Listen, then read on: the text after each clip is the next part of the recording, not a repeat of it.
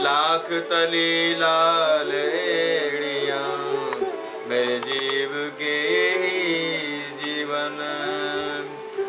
In पाँव तले पड़ी रहूं धनी नजर खोलो बातुन। पलन वालों निरखूं नेत्रे मेरे जीव के यही जीवन, मेरे जीव के यही जीवन। चर्चा प्रारंभ होत है सुनो साथ चित्त दे। भजो राज श्यामा श्री प्राणनाथ सखी जीवन हमारो ये। श्री मामति कहे साथ जी भया चर्चा का बखत। अब तुम सुनियो चित्त दे लाल आगे आए बैठे न तखत। लाल आगे आए बैठे न तखत।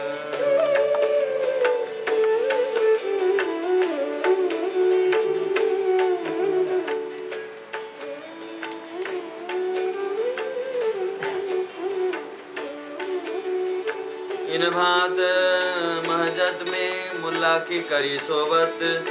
ता कछु न पावई कोई दिन रहे तित। और ब्राह्मण भेष कहीं और भेष सब ठोर। खोजत ही फिरत रहे मेहनत करे अति जोर। मेहनत करी जोर फिर आए भोजनगर। तिन शहर में ता हरिदास जी रहे भई सोबत तिन से। अक्षरातीत पूर्ण ब्रह्म सच्चिदानंद प्राण वल्लभ प्राण जीवन प्राण प्रियतम श्री राज जी महाराज महामती जी लालदास जी को हृदयधाममा विराजमान भएर हामीलाई यो 6औं दिनको जागनीको लीलामा श्री वितक साहिब जो श्रीमुख ब्रह्मवाणी श्री राज जी महाराज को आज्ञाद्वारा अवतरित भएको सम्झाउँदै हुनुहुन्छ। हिजोको प्रसङ्गमा हामीले सुन्यौं श्री देवचन्दजी महाराजजीले कस्तो प्रकारले घरबाट निक्लेर उहाँले उमरकोटबाट बाल्य अवस्थामा जहाँ एकतर्फ संसारका प्राणीहरू खेल्ने कुद्ने को उमेरमा 12, 13, 14, 15 वर्षको उमेर भनेको एउटा किशोर अवस्था जुन खेल्ने कुद्ने र मौज मस्ती गर्ने उमेरमा। तर देवचन्दजी महाराजजी को भित्र अर्कै लगन छ। उहाँको भित्र जुन परमधामको श्यामा महारानीको आत्माले बास गरेको कारणले गर्दाखेरि उहाँमा विलक्षण प्रतिभा छ यो दुनियाँमा। परिवारको एकमात्र एकलौता पुत्र हुनुहुन्थ्यो देवचन्दजी महाराजजी। तब पनि सम्पूर्ण माता पिताको मोहको बन्धनलाई तोडेर सत्यको खोजमा निक्लिनु हुँदछ र जो जसले खोज गर्दछ जिन खोजिया तिन पाइया। गहरे सागर में बैठ मैं बगुला बुड़न डरा रया किनारा बैठ। जो जसले खोज्दछ सो तेता ही बोलिया जो गया जहाँ लो चल। अपनी अपनी मुख से बयां करे मंजिल। जसले यो दुनियाँमा खोज गरेको छ जति जति खोज गरे त्यति त अवश्य मिल्दछ। तर जो खोजै गरेनन् जसले हात बाँधेर हातमा हात धरेर बसे उनीहरूलाई यो दुनियाँमा केही पनि मिल्न सक्दैन। त्यसैले देवचन्दजी महाराजजीले खोज नगरिकन परमात्माको पहिचान परमात्माको ज्ञान परमात्मासँग एकाकार हुन सक्ने रहेनछ भन्ने उहाँ निष्कर्षमा पुग्नुभयो र खोजमा लाग्नुभयो। तर अब खोज त गर्ने तर यो दुनियाँमा के खोजेर सचमुचमा खोजेको चिज पाइन्छ त? प्राणनाथजीले वाणीमा उल्लेख गर्नुभएको छ कि खोज बढी संसार रे तुम खोजो साधु खोज बढी संसार। खोजत खोजत सद्गुरु पाइए सतगुरु संग करता। भगत हो तो भगवान के किव कर कहा में सिद्ध साध। गुण अंग इंद्रिय के बस परे ताथे बाँधत बन्द अगाध। यो दुनियाँमा खोज त गर्ने खोजद्वारा नै सद्गुरु मिल्नुहुन्छ। तर कसरी पाउने त? किनभने सद्गुरु क्यों पाइए कुली में भन्नुहुन्छ। खोज गरेर सद्गुरुको पहिचान नभइकन परमात्मालाई प्राप्त गर्न सकिँदैन। अनि सद्गुरु कसरी चिन्ने? साधु सन्तहरूको भेषमा आज सच्चा सद्गुरु कसरी पहिचान गर्ने?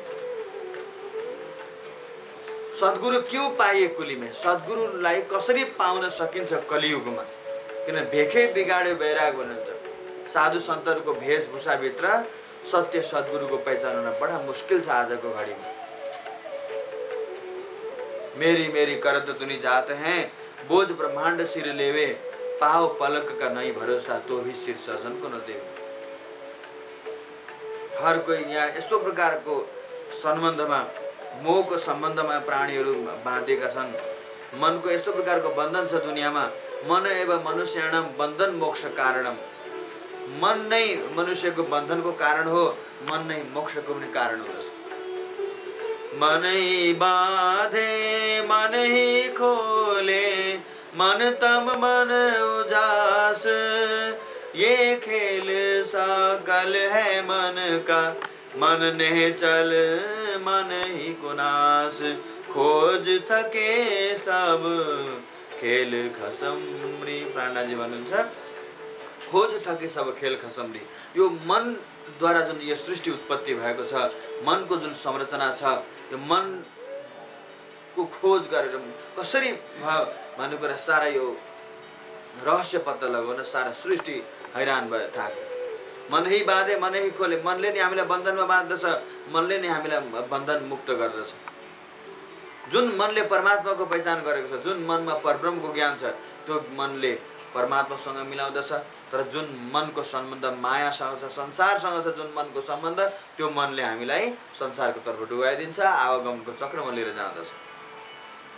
र सत्य सद्गुरुको खोजमा सद्गुरु महाराजजीले जुन प्रकारले कसनी गर्नुभयो, कष्ट उठाउनु भयो। कै कसौटी करी दुल्हिन, सुवास्ते हम सब सैयन। दुल्हिन श्री श्यामाजी महारानीले यति कष्ट उठाउनु भयो। कष्ट के हो त? यो दुनियाँमा जो सामान्य प्राणीहरूले जुन कष्ट उठाउँदछन्, भुगत्दछन्, त्यो कष्ट हुन्छ भने ब्रह्म आत्माहरूद्वारा, परमहंसद्वारा जो तन धारण गरेर यहाँ मायामा विचरण गर्दछन्, परमात्मालाई पाउनको लागि जो उहाँहरूले कदम बढाउनुहुन्छ, त्यसलाई कसनी अर्थात् तपस्या भनिन्छ। कुनै जङ्गलमा गएर उहाँले एकान्तमा बस्नु भएन। घरै में न्यारा रहिए कीजिए अंतर में बास, तब गुण पक आपै हो वहीं भन्नुहुन्छ। घरमै रहे तापनि, घरमै बसे तापनि मनलाई, मनभित्र, हृदयभित्र मायाको परिवार घरलाई राख्नु भएन। यो हृदयभित्र एकमात्र प्रियतम परमात्माको सुन्दर छवि, उहाँको कोमल चरण कमलको शोभा श्रृङ्गारलाई दिलमा बसाउने प्रयास गरियो भने घरमा बसे तापनि हामी मुक्त हुनेछ। त्यसैले सत्यको खोजमा देवचन्दजी महाराजजी जब अनेकौं भेषधारी साधु सन्तहरूको शरणमा जानुभयो, सबैलाई सुन्नुहुन्छ, उनीहरूको ज्ञान सुन्नुहुन्छ, तर उहाँलाई कुनै पनि प्रकारले आत्मसन्तुष्टि हुँदैन। कोही गुणअङ्ग इन्द्रियकै बसमा परेका छन्। भगत हो त भगवान के किब कर कहावे सिद्ध साध। अनेकौं कविताहरू रचना, बडा बडा ग्रन्थहरू लेखेर महान बनेका छन्, तर गुण अङ्ग इन्द्रियकै बस परे ताथे बाँधत बन्द अगाध। अङ्ग इन्द्रियको, गुण अङ्ग इन्द्रियको काम क्रोध ईर्ष्या द्वेषको बन्धनमा परेका छन्। बडा बडा एकदम उच्च उच्च सन्त महात्माहरू पनि र गुण अङ्ग इन्द्रियको बन्धनमा परेको कारणले अनेकौं बन्धनहरू लगाइदिएर, अनेकौं नियम आचार संहिताहरू लगाइदिएर भक्तहरूलाई, अनुयायीहरूलाई आफूदेखि माथि उठ्न र सच्चा परब्रह्मको पहिचान गर्न दिँदैन। र त्यो सम्पूर्ण भ्रमको जाल देखेर देवचन्दजी महाराजजी सत्यको खोज गर्दै गर्दै गर्दै निक्लिनुहुन्छ। अन्तमा आएर भोजनगरमा आइपुग्नुहुन्छ। फिर भोजनगर आए तिन शहर में, तहाँ हरिदास जी रहे भाइ सोबत तिन से। अब भोजनगरमा हरिदास जी महाराज हुनुहुन्थ्यो र उहाँको शरणमा आइपुग्नु भयो। वे थे राधा वल्लभी सेवत कारज आतम, सेवा बाँके बिहारी की करे सखी भाव धर्म। अब भोजनगरमा हरिदास जी को यहाँनिर आउनुभयो र उहाँको जुन सेवा गर्ने सच्चाइ जुन देख्नुभयो उहाँले। एकदम बाँके बिहारी श्रीकृष्णजीको हरिदासजीले सेवा गर्नुहुन्थ्यो। श्रीकृष्णजीले आफ्नो आत्माको प्रियतम मानेर आफूलाई श्रीकृष्णजीको अर्धाङ्गिनी सखीको रूपमा सखी भावद्वारा पतिव्रता भावद्वारा भक्ति गर्नुभएको हुन्थ्यो हरिदासजी। र त्यो उहाँको भक्ति भाव उहाँको देखेर अब देवचन्दजी महाराज धेरै प्रभावित हुनुहुन्छ र के सोच्नु भयो त भन्दाखेरि बाँके बिहारीजीको सेवा हरिदासजीले यति भक्ति भावको साथमा गर्नुहुन्छ, उहाँको सेवा अब हरिदासजीको सेवा यदि मैले गरेँ भने मलाई अवश्य पनि यस्ता सच्चा गुरुको मैले सेवा गरेँ भने उहाँले मलाई अवश्य पनि ज्ञान दिनुहुन्छ र त्यो ज्ञानद्वारा मेरो लक्ष्यको प्राप्ति हुन्छ भनेर सोचेर अब सोच्न थाल्नुभयो। रहे तिनकी सोबत में देखी सेवा अति प्रेम, साँचा देखा तिनको सेवत है अति नेम। अब यस्तो प्रकारले हरिदासले के गर्नुहुन्थ्यो, जाडोको मौसममा कसरी हुन्छ तातोको इलाज गर्नुहुन्थ्यो मन्दिरभित्र। भगवानको उहाँले प्रतिमा बाँके बिहारी र बाल मुकुन्दको प्रतिमा पध्राएको छ र सेवा गर्दाखेरि हुन त एउटा त्यो प्रतिमा हो, तर उहाँ यस्तो प्रकारको भाव लिनुहुन्छ, यहाँको भाव लिनुहुन्न, सेवाको साथसाथमा चितवन पनि गर्नुहुन्छ। हरिदासजीले के गर्नुहुन्छ, सेवाको साथसाथमा चितवन, जहाँ गोलोक धाममा योगमायाको ब्रह्माण्डमा बाँके बिहारी र बाल मुकुन्दको जुन उहाँको धाम छ, त्यो धामको त्यो स्वरूपको चिन्तन चितवनी गर्नुहुन्छ। यो सच्चाइ सेवाको भावना देखेर अब देवचन्दजी महाराज ज्यादै प्रभावित हुनुभयो र गर्मीको मौसममा ठन्डाको इलाज गर्नुहुन्छ र ठन्डाको मौसममा एकदम कसरी हुन्छ मन्दिर गरम रहोस् ताकि भगवानलाई आनन्द मिल्दछ भनेर यस्तो प्रकारको भावना लिएर चाहिँ नि उहाँले सेवा गर्नुहुन्छ। स्नान करे दिन में 2-4 बखत, जब रुद पल्टे में चाहिए गर्मी शीत वैत। गर्मीको मौसम छ भने अझै अब स्वाभाविक रूपमा धेरैचोटि स्नान गर्नुहुँदछ। तब इनको